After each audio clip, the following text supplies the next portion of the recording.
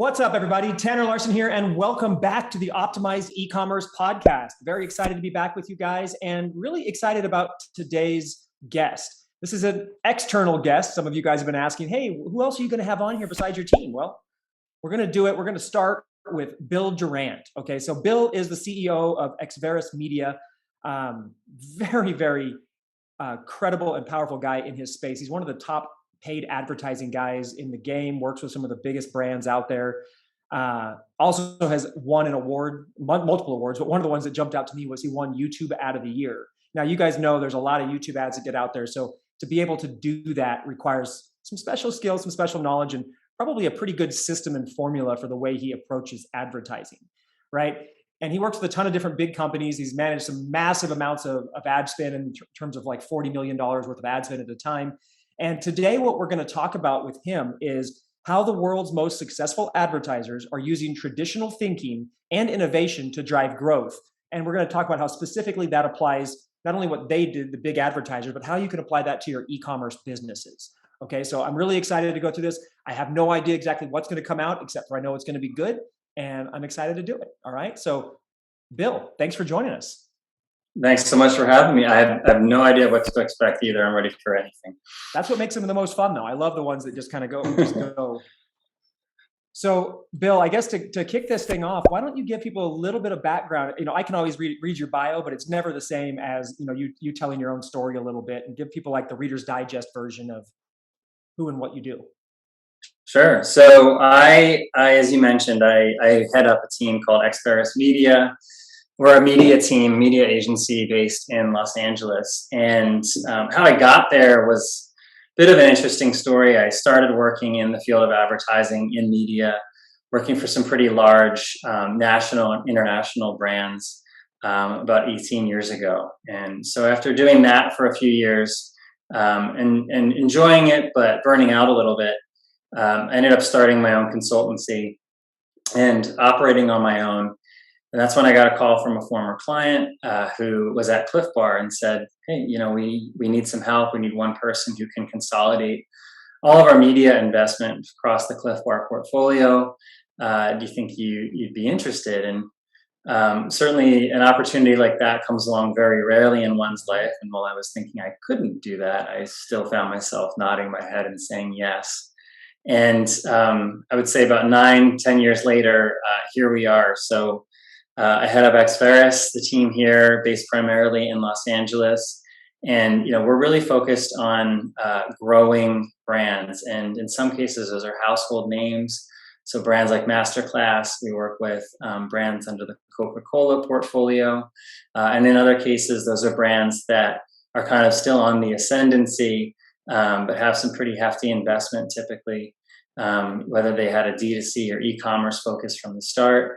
Or whether they had a retail focus and are now expanding into e-commerce. We're looking at how do we build a scalable growth plan for these brands who already came into the equation in many cases with 9 figures, 8 figures, 9 figures, in some cases 10 figures in annual sales. And how can we do that as effectively and let's call it neutrally as possible? So now I already dropped the bomb about it a little bit. It was just a little tidbit that was cool. Talk about this YouTube Ad of the Year award that you got, and kind of just tell people a little bit about that and what that was. Yeah, so that's a great example, you know, for this conversation, because that was actually for a brand that is an e-commerce focused brand. So that's Bonobos, who's now owned by Walmart. And that was a campaign that we ran a couple of years ago.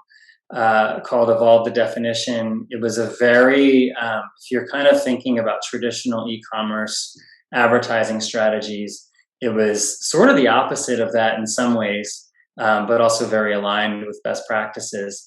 In that there was a long form video, there was TV integration, there was integration into outdoor media, into influencers, and of course into other traditional e-commerce digital channels like social search, display and video.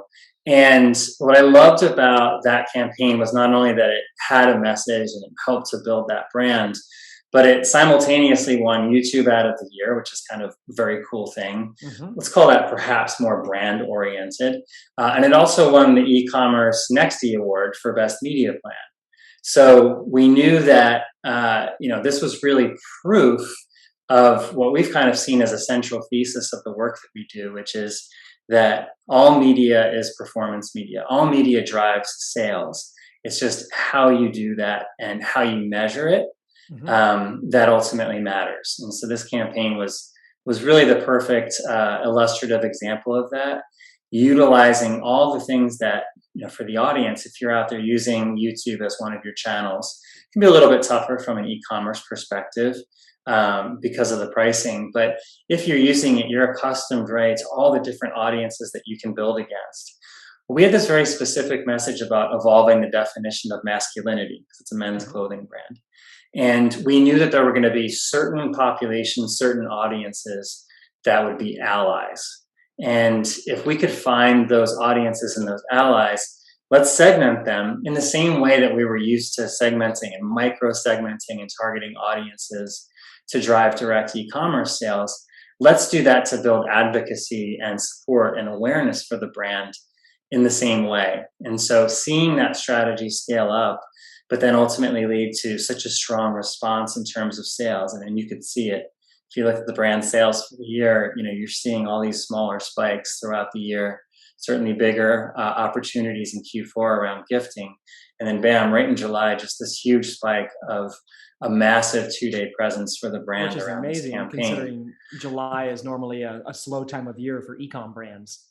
That's exactly right. And that wasn't necessarily any different for Bonobos. So seeing that happen during that seasonality, it proved all these different theses that we had as an agency and as a team, and also that we had been reading about. The proof is always in the pudding. The proof is always in the sales, right?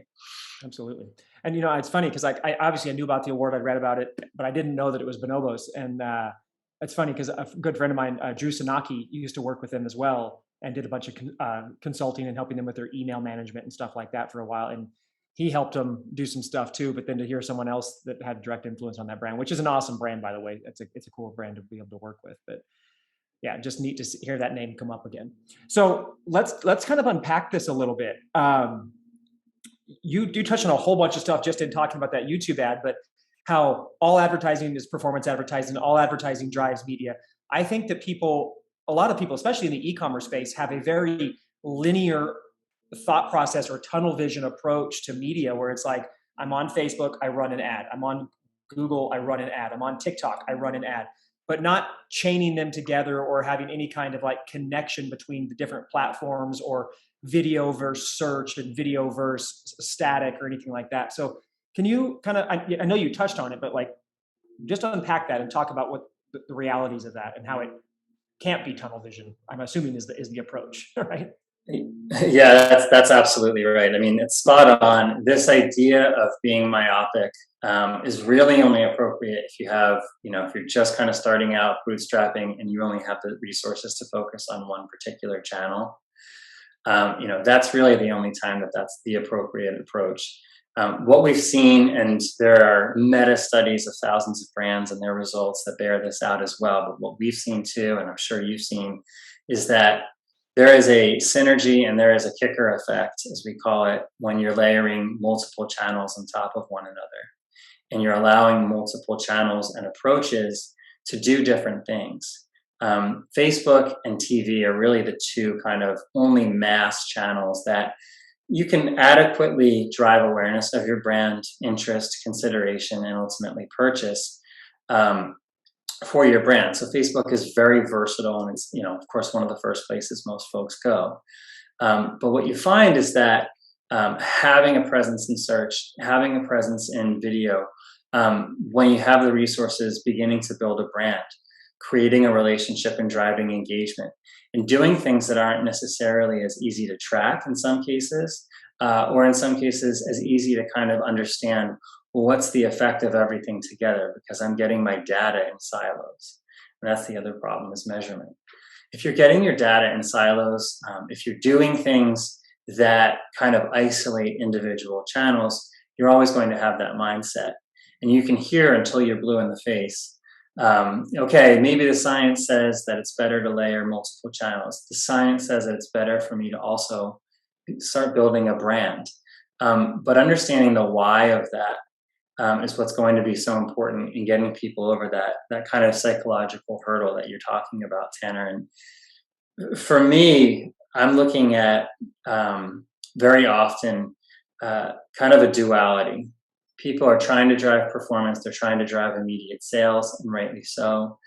And they're doing that with channels and approaches that are, sometimes singularly focused. Hey, this is the channel that just drove the lowest cost per acquisition or the highest ROAS for me, so I'm just going to focus on that one channel.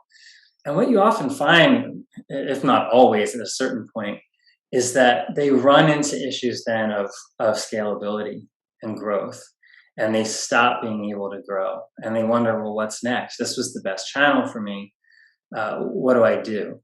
So the good news is that, the bad news is that you might find another channel that seemed to perform more poorly for you, as kind of the next best option for you to layer in to scale further. But the good news is that there's going to be a synergy between those channels, especially when they're sequenced to work together. So that's the first thing that we try to tell folks is, let's make sure that we don't kind of singularly focus on individual channels. And then let's also not do the same thing when it comes to strategy as well. When you've got this idea of driving immediate sales and driving demand, that's great. That's totally appropriate and relevant. But there is also needs to be a nod to building your brand and building your sales for the future. So if you kind of ascribe to this idea of all media as performance media, we've seen TV campaigns that never once said buy now or anything like that, that drove massive ROAS that any of our digital channels, frankly, couldn't compete with. And we've seen that because what they were doing was they were driving immediate sales through running a more branding-oriented campaign. But then, of course, they were creating a deeper emotional relationship with the folks that they were reaching. They were talking more about who they are, what they believe, and the problems they solve, rather than asking people to buy now, here are our product features. And that was also then, and you see this in the research, bearing out in terms of future sales as well. So you're building for today, and you're also building for tomorrow. Because at a certain point, however the most appropriate audience is for your product, you're going to have reached them all. And then there's not going to be any kind of easy, cheaper, more immediate demand left for the product or for the category. And you're going to need to go to the next level. So what you're seeing the most well-funded D2C brands do is branch out into other media channels that you never would have guessed in 1,000 years they'd be in, because it's allowing them to then scale. And it's changing that strategic approach and changing that mindset that really allows brands to do that. And in some cases, to get out of their own way. Absolutely. No, great stuff. But I mean, it's always nice when you hear something that kind of reaffirms what you've been saying for so long, and like when we talk about advertising to our people, like we don't do advertising. We use agencies and everything else, but we obviously work with a lot of advertisers and we do the optimization. We see a lot, but we also believe that it's we always say that there's 30% of people that are willing to do this buy now right type thing, but then you got the other 70% of the market that's not getting nurtured or taken care of. You're speaking only to that 30%, and everybody else is fighting for that same 30%. And that's your now money, but that longer term money that you're talking about comes from continuing to do that engagement advertising, the brand advertising, the knowing their problems, relating to them, and all of that. And we say that all the time, but in the ecom space, that's for the most part, nobody's doing that. So I'm really, really excited to have you talk about that today. Yeah, and I think, for brands in the ecom space, so let's maybe talk to some of the folks right now that are in Amazon is a great example of how you can kind of evolve your thinking. A lot of folks get into, having their products or their brands listed, and they're primarily distributed through Amazon. And that's been really successful for them. And the advertising that they're using to support that is, those kind of product listing ads, search-based ads. Maybe they're using the display network and they're going out and kind of running those those painfully simple banner ads that Mm-hmm. sort of work, but who knows? No, they work until They worked. They worked years ago, but now they're massively losing their effectiveness, right? Yeah, that's exactly right. And Amazon has their own challenges in that they're taking credit for all sales. Whether if you were exposed to that once and you didn't even pay attention, they're still taking credit for that sale. But that's its own conversation. Yes. What Amazon does, yeah. What Amazon does allow brands to do, though, is to start thinking in this way, but still doing it in the safety and the confines of the Amazon ecosystem, because they have inventory and they have media that's powered and fueled by the same data that's so important to you that you're using right now for your product listing ads. But they have, formats that are more kind of brand oriented or can tell a deeper story, even if you're still asking people to buy now. So you have the opportunity to appear on someone's TV screen using Amazon's technology. You have the opportunity to appear in video. And you have the opportunity to take advantage of other kinds of emerging ad units. And so you get the chance to, it's not to say that you don't still have to produce a video that's going to work and convert, but you have the chance to branch out and to start thinking more holistically and strategically without leaving the safety of the Amazon world. And I think that's a great example of how people are doing this in a way that remove some of those psychological barriers. Absolutely. No, that's great. So let's go back to talking about, I want to stay on this holistic approach to advertising, because I basically want to beat the dead horse kind of a thing here, but have you take it down into more of a tactical level of like how you might let's take the example of I don't know, 7-figure e-commerce store. They're a Shopify store. They're in the apparel market. They're doing $3 million a year, which is a pretty relative, size for a lot of these stores out here. They're doing Facebook ads and they're playing with Instagram. They're doing TikTok, that kind of thing. But how would you say, like, as if you had to just basically give a basic game plan, like what would you say would be the way to chain that together, and where else they should be tapping into to try to tap into that 70% of the market that they're not building that long-term brand value with yet? Yeah, absolutely. So I think one of the things that brands can get hung up on in a position like this is they'll look at that 70% and they'll say like, it's just massive. Like we don't necessarily have the resources to reach all of them, and that's fine. That's totally okay.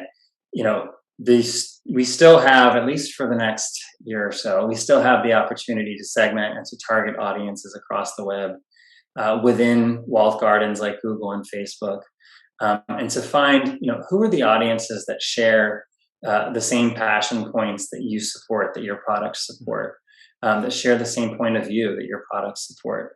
And you can find those and play around with those. And, you can do that in programmatic platforms, Google being far and away the simplest and easiest to access if you want to go beyond Facebook. That then allows you and opens you up to different media formats and creative specs, video, display, search, etc.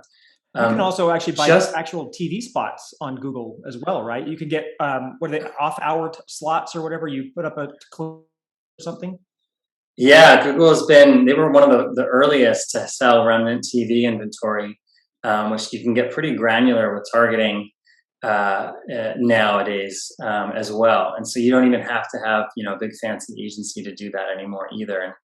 And PS, this is where the whole world is going. You'll be able to buy anything you want, radio, TV, outdoor, even programmatically. So you don't have to, necessarily have a massive infrastructure in place. But what you're doing by opening yourself up there is you're starting to diversify and expand out your media mix. So you're inherently increasing reach by reaching people across more media channels, going beyond just Facebook. But you're still doing that in a way that feels focused and tight and aligned to the passion points and ultimately the problems that your products solve. And while you're doing that, the other piece of advice that I would give is, I would start thinking about how am I building a brand and how am I building a relationship with people? You might have emails going to people, but a lot of times those emails can feel very transactional, right? It's about telling people what's going on, what new products happen, what sales are taking place. That is absolutely, totally fine. But how are we building a deeper brand relationship so that we're creating preference for us the next time that they're in the market for this particular product? And that's where I think a lot of folks, fall short, is that it's a little bit tougher sometimes to see the immediate ROAS, either because the measurement's less accessible or because it takes a bit longer to build. And so they throw it out the window. So it's going to take more discipline, more of an investment, but it's ultimately going to help you get to that next level because, as we've talked about now a few times, you reach the folks that are kind of in the market for whom your product solves their needs or their problem. You hit all of those folks, life feels pretty good. You kind of get it dialed in, and then suddenly things start to feel like they're falling off a cliff because you've exhausted that pool. That audience. So if you want to build that next pool of people who are going to be ready to purchase you in a month, and 3 months, and 6 months, and 12 months, that's how you can do that in a way that still feels like you've got one foot on shore, but one foot, on that boat, kind of venturing further out and allowing you to test and learn safely, and doing that in a way that hopefully does create that relationship with consumers. Because if you've ever dated, and I'm pretty sure everyone that's listening has dated, unless you're young, in which case you're already an all-star. Totally. The worst thing you can do is go up to someone and keep asking them, "Would you like to go out with me? Would you like to go out with me?" No, they need to get to know you first. They need to understand who you are, what your values are, what's shared between the two of you, what problems you can solve for each other. There needs to be a slightly deeper relationship. And that makes it so much easier to then say to someone who knows you, "Would you like to go out with me?" And that's what you'll find when you start expanding in this way. So, and this ties in, guys, if you're trying to tie the connection with what we talk about. I mean, he uses the same language. We just haven't actually said the words, but this would be your completely cold audience that doesn't know you yet, doesn't have any relation with you. You're trying to basically take them from cold to lukewarm to warm, and then you make them an offer after they know, like, and trust you. And doing this, though, Bill, I mean, I know what people are thinking, because before I started, and I would never say I'm a master of this, but we do try to do this as well in our business and the brands we work with. But people always think like, oh my God, like I have, this much money, it's got to go towards immediate sales. But then, okay, I'm going to carve some off to do this other thing. But if they're thinking it's got to be this like massively manual process, which it really doesn't, right? It can be daisy chained through automations and retargeted ads to this, to that, right? To make that easy to use. Yeah, absolutely. Absolutely. There are, they're not hacks necessarily, but there are shortcuts that you can take to where you don't have to come out of this feeling like you're like an advertising master who understands every aspect of, Google's DSP. You can go in and you can find the right audiences, and then reach them through multiple tactics.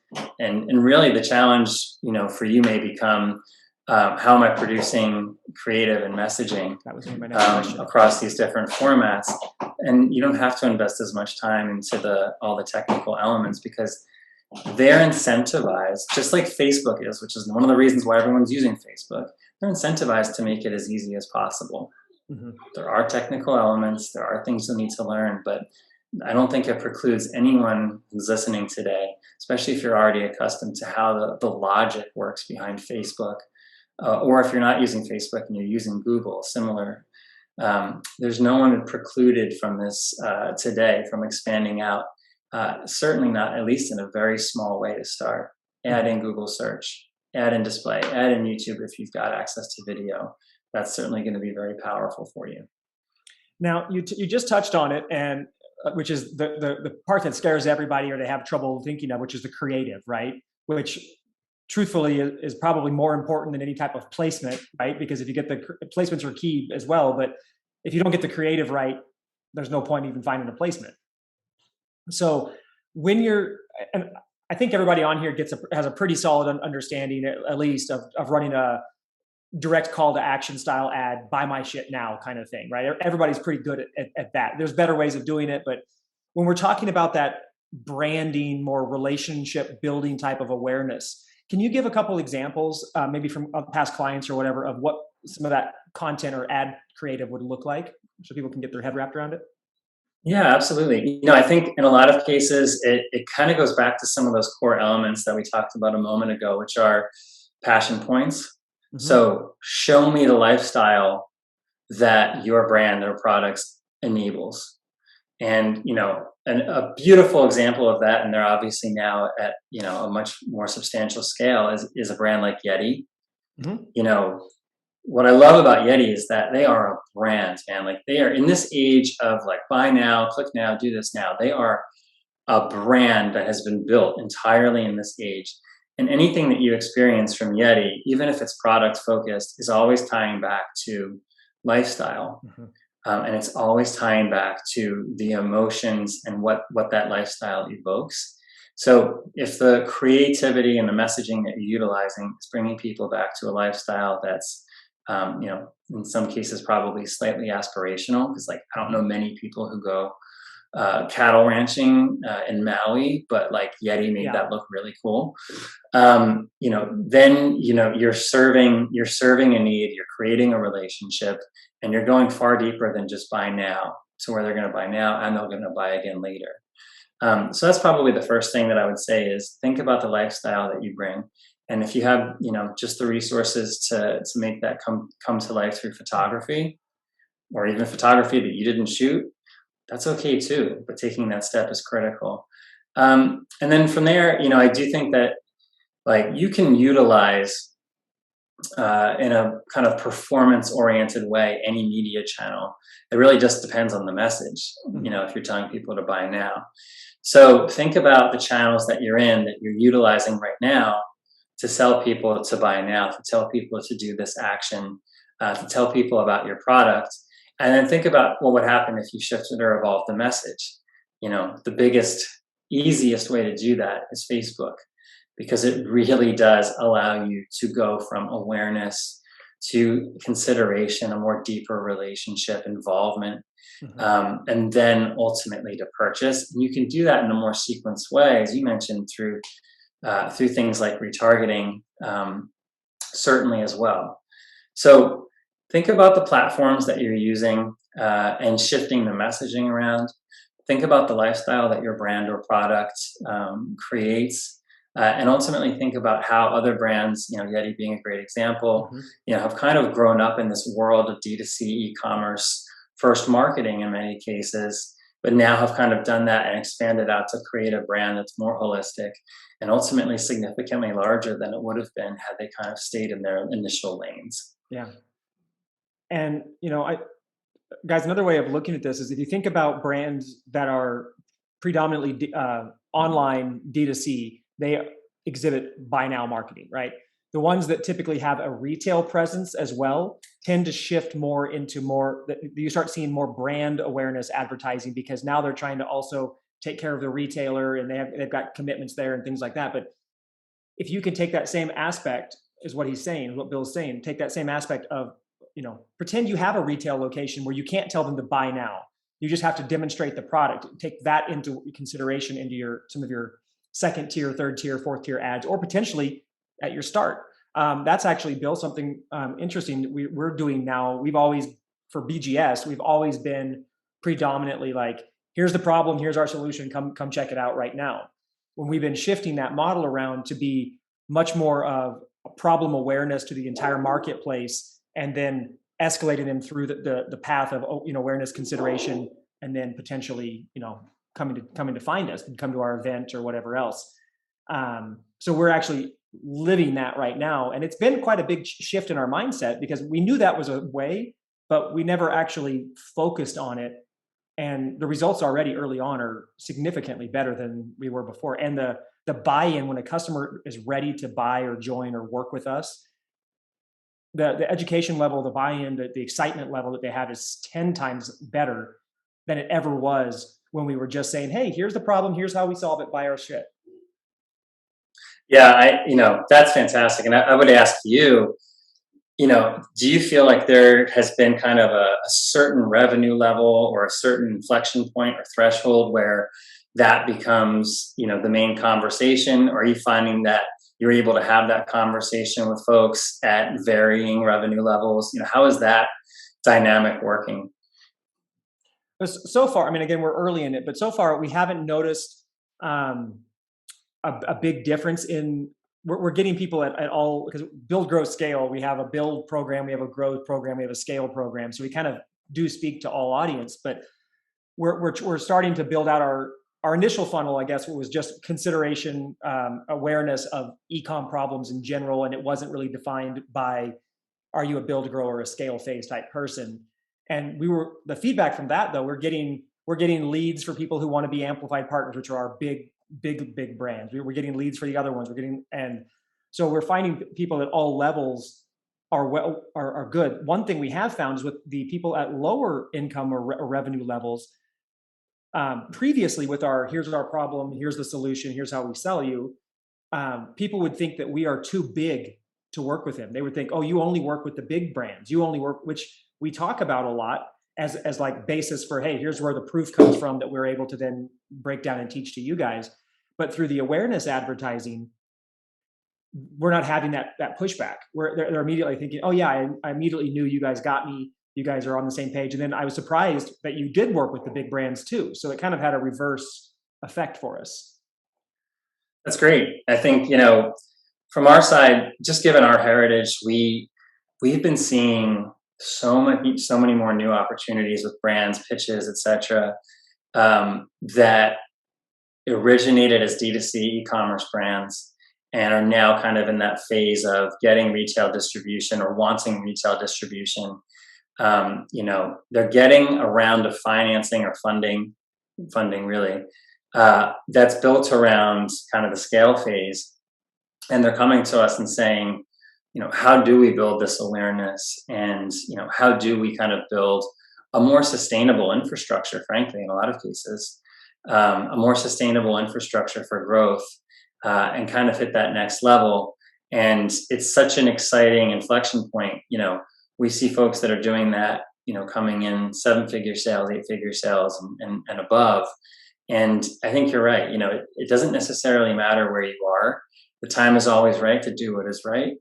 It's probably better used in more like social justice applications, but it's certainly appropriate here. And the time is always right to begin building awareness, involvement, and a relationship with your consumer, and using that to then grow and scale your business. I think at this point, if to get kind of tactical for a second with just what's happening in the marketplace right now, I mean, we're about 2 months into the iOS 14 rollout. iOS 15 is coming. Google still has a little bit more availability and targeting and options and stuff than Facebook has. Facebook still doesn't know what it's doing. The algorithm is changing every single day and leaving us to wonder what the heck is going on. But so what used to work was we could laser focus, target in on interest to really dial somebody in and find that honeypot traffic. Now we're not able to do that. We're also not getting as much data return to tell the algorithm what to do. So this model that you're talking about of, building the long-term brand, the long-term value, the long-term buyer, and taking them from an awareness to the big fish audience, awareness, then consideration and everything else is probably the best way forward for anybody at this point, because it's the only way you're going to actually wind up with people ultimately down at the awareness, or not awareness, but consideration phase. That's a sizable enough audience that you control, that you can advertise to, right? Yeah, I agree. I think, where we're seeing measurement going, because the biggest implication, the smaller implication is in targeting of everything that's going on. That sounds big, but it's actually the smaller of the two. The bigger implication is in measurement and our ability to measure and understand what's actually driving results. And so the nice thing about this is that with this approach, results are a little bit more opaque. I'm not getting a very clear ROAS number from these 3 channels and then kind of tailoring everything towards that, only to kind of spite larger growth that could happen by consolidating and combining even more channels together. What we're seeing is if you can measure through this very opaque world, you're going to be lifting the tide, much higher than it would have gone, even if you have access to less of that measurement data. Mm-hmm. And what we're also seeing is that there's kind of this democratization, and certainly this applies to the bigger the brand, the more relevant this is. But there's this democratization of research and using machine learning in essentially marketing mix modeling and attribution measurement. We've now got machine models that can go in and dig out, and to a 95% confidence level, tell us out of this very opaque mishmash of different channels and different tactics and approaches, what is actually driving the results and where the synergies are and where to focus our investments, in a way that just looking at channels myopically in the past, with some of that measurement going away, never could have really done. So it's kind of forcing folks to become more disciplined and to become more comfortable with this idea of a more opaque world. I think ultimately it can serve us better as long as we are continuously looking at ways of finding more novel forms of measurement to actually hold ourselves accountable and improve what we're doing. Absolutely. I mean, the other kind of silver lining of this, and bad for some, good for the most of us, is that it's going to cause a lot of people to phase out who aren't willing to evolve and change to match, all this stuff. Like it's, there's going to be people who are trying to do it the old way are going to be the dinosaurs, are going to go extinct. You're going to create a lot more opportunity in the ecom space by just brands that just don't evolve and don't model this way dropping off. Yeah, I agree. And that's, we call it, we wrote a book called The Digital Stone Age. Yep. And Digital Stone Age is exactly that. It's, folks who are doing things one way and just screaming at the world, this is the only way to do it. If you're doing things another way, maybe that looks old fashioned, or maybe that's, kind of even a newer tactic that they're not comfortable with. Be wary of someone who's telling you there's only one way to do things, and just so happens to be the thing that they're good at. They're selling, yeah. Yeah. Be wary of that and understand that we are living in a digital stone age, and that everything is becoming, that's not digitized, is becoming more digitized by the day. Marketing is now a predominantly digital function, but there are still things that worked 50, 60, 100 years ago. Outdoor advertising, just in new ways, TV in new ways, radio in new ways, that are still effective.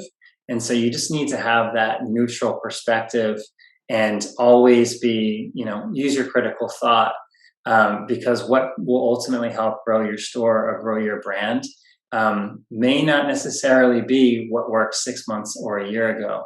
And that has been true no time more than it is right now. It's everything that you've shared. Yeah, very true.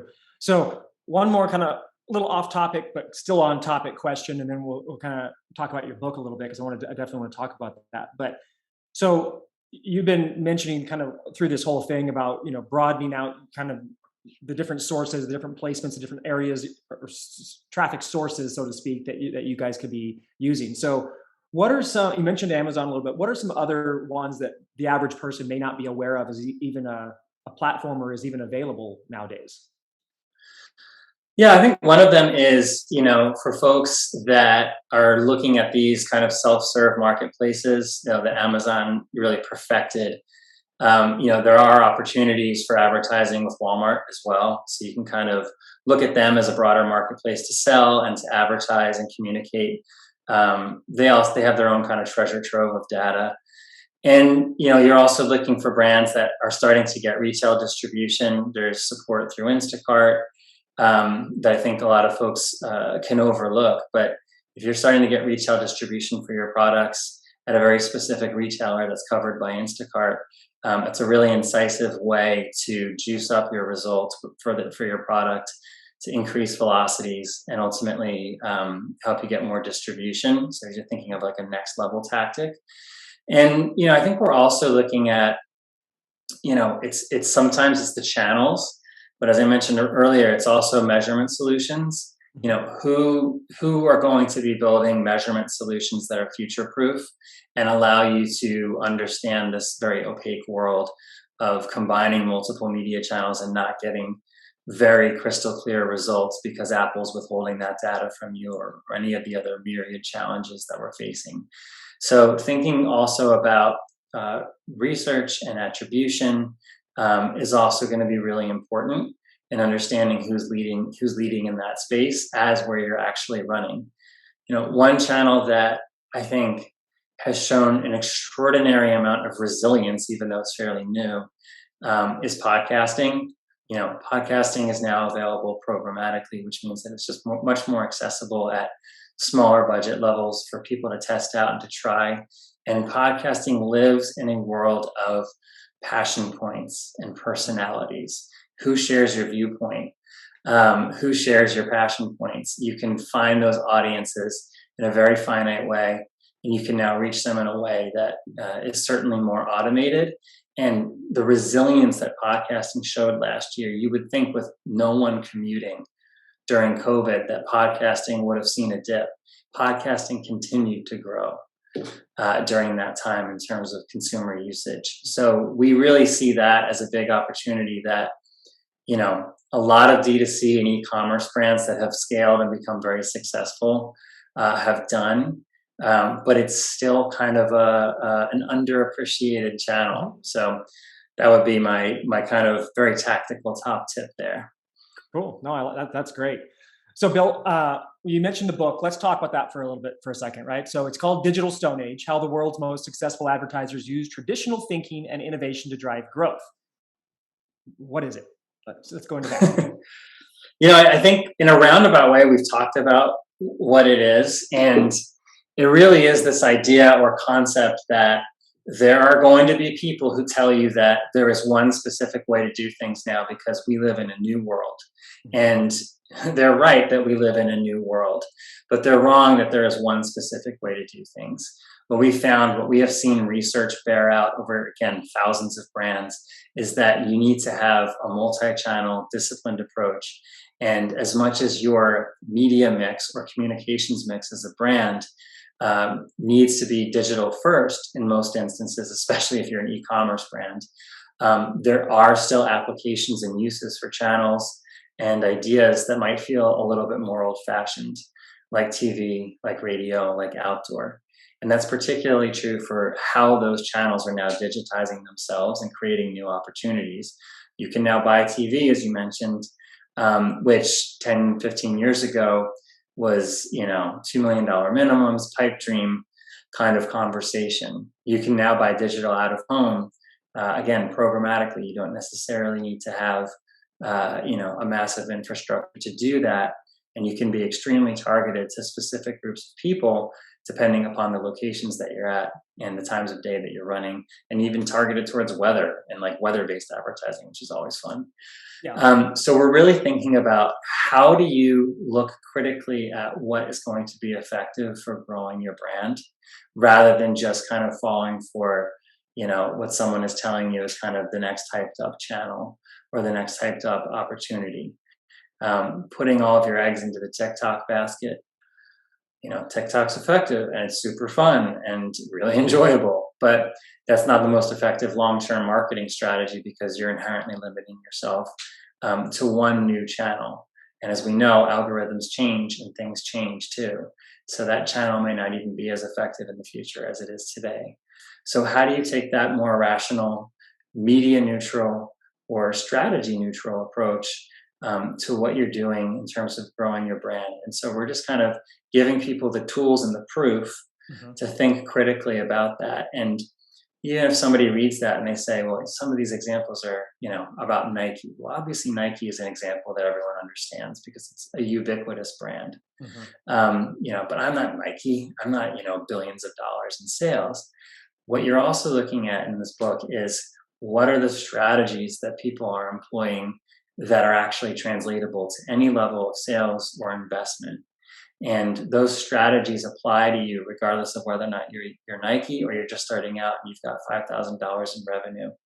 And so getting your mind into the right strategic framework and the right strategic mindset becomes kind of the unanticipated benefit of Digital Stone Age in the context of all of the proof of everything that I've just talked about. So it's definitely a read if you're thinking about scaling or growing your brand or business, and trying to understand how the people that are really leading are doing that by combining the best of what's worked in the past with the best of what's worked now and what's going to be working in the future.